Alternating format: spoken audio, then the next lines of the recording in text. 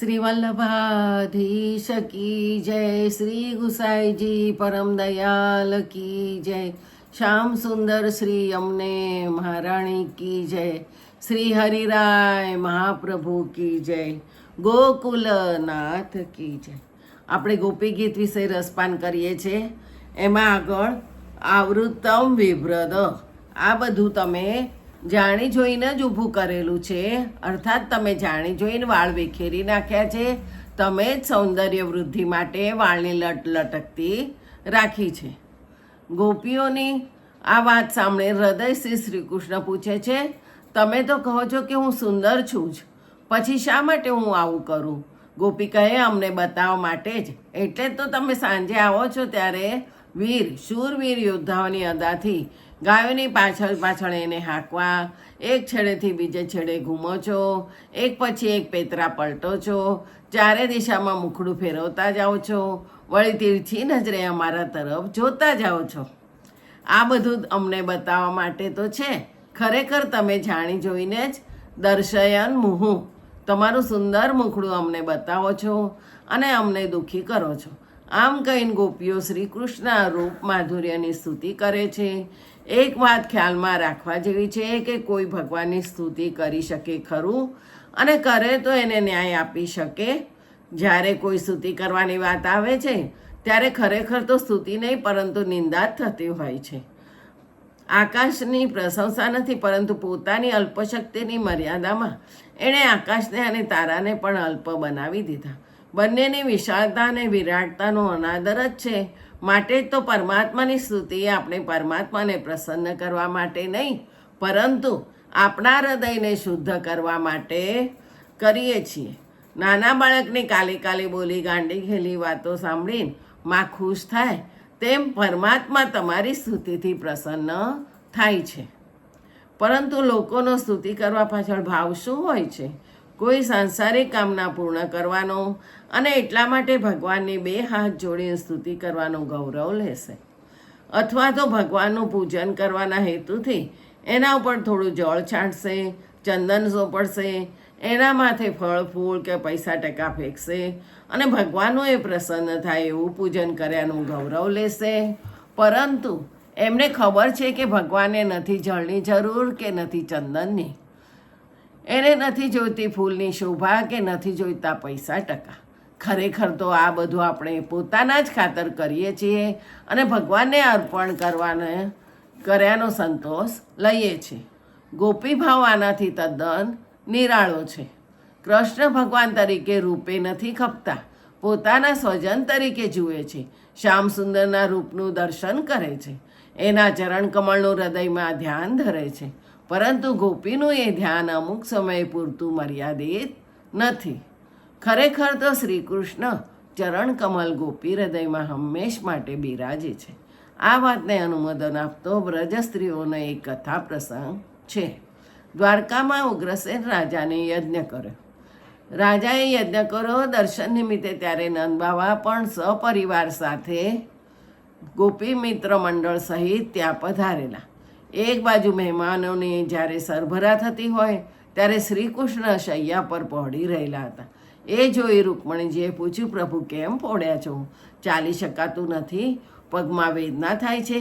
રૂકમણીજીએ જોયું તો ભગવાનના ચરણ કમળમાં મોટા ફોલ્લા પડાઈ ગયેલા. અરર થઈ ગયું અને પૂછ્યું, ભગવાન આવું શાથી થયું? એ ન પૂછશો, તમને એ જાણવાથી દુઃખ થશે. ના પણ પ્રભુ, આ બધી વાત મને કરો છો તો આ પણ કહો તો લો જાણો. એ પગમાં ફોલ્લા તો તમારા કારણે પડ્યા છે. પ્રભુ, મારે કારણે? મેં એવું શું કર્યું? ત્યારે આજે રાધાને ખૂબ ગરમ ગરમ ભોજન કરાવ્યું. તમે જાણો છો કે ગોપી હૃદયમાં મારા ચરણ સદાય બિરાજે છે, એટલે એ ગરમ ભોજનથી આ ફોલ્લા પડી ગયા છે. શ્રી કૃષ્ણ ચરણારવિંદનું હૃદયમાં સદાય ધ્યાન ધરતી અને મુખારવિંદના દર્શનની સદાય ઝંખના કરતી ગોપીઓનું સ્વાર્પણ અદ્ભુત છે. નામ, રૂપ, કુળ, ગૌરવ, માન, અભિમાન અને સાંસારિક ભોગ્ય પદાર્થો તેમજ સમગ્ર સંસારનું અર્પણ જ્યારે શ્રી કૃષ્ણમાં થાય ત્યારે પ્રભુ દર્શનને માટે તમારે પ્રયાસ કરવાની જરૂર રહેતી નથી. ત્યારે પ્રભુ પોતે દર્શન દેવા સામેથી આવે છે. ગોપીઓ કહે છે, દર્શયન મુહુ શ્યામ, તમે મારા વીર મુખનું દર્શન કરાવો છો. પરંતુ શ્રી કૃષ્ણના એ સ્વરૂપમાં ગોપીઓને માત્ર વીરત્વનું દર્શન નથી થતું.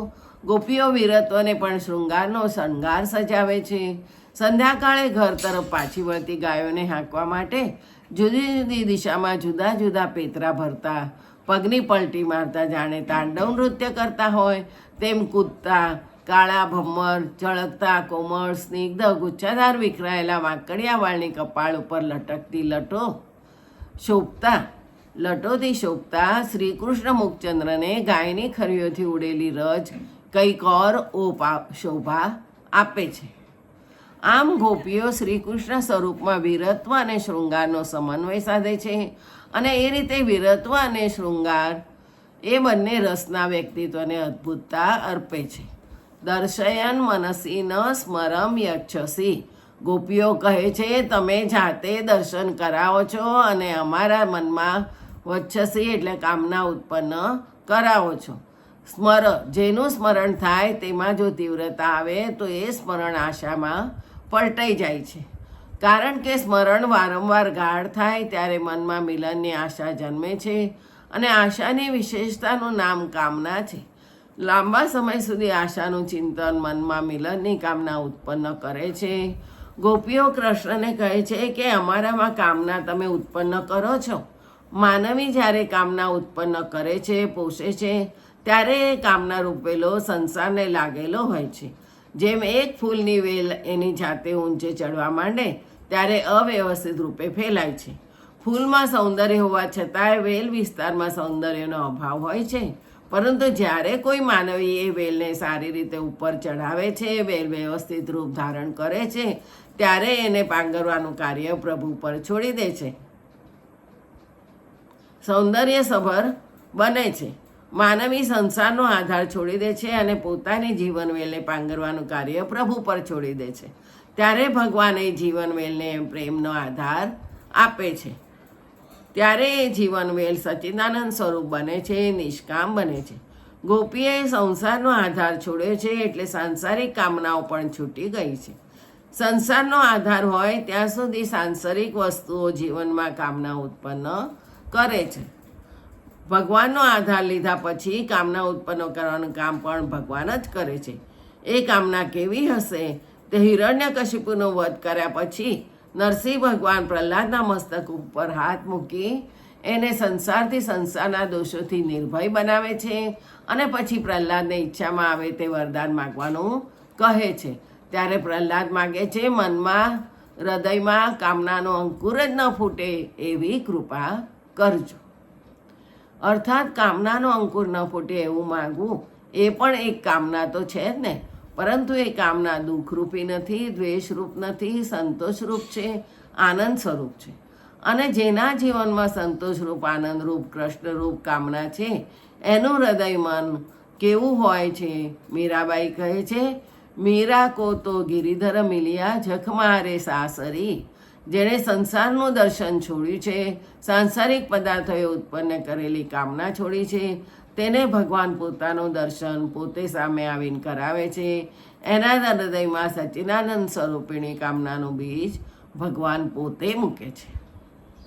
ગોપીઓ કહે છે કે શ્યામ સુંદર, તમે જાણી જોઈને અમને તમારા વીર વિભૂષિત શૃંગાર સ્વરૂપનું દર્શન કરાવ્યું અને તમે જ અમારામાં કામના ઉત્પન્ન કરીને અમારા મનને અશાંત કરી દીધા છે.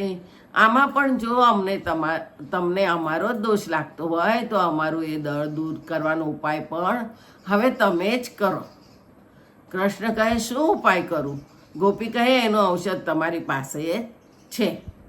જય શ્રી ગોખલેશ. બીજું આવતીકાલે 13મો શ્લોક આવશે.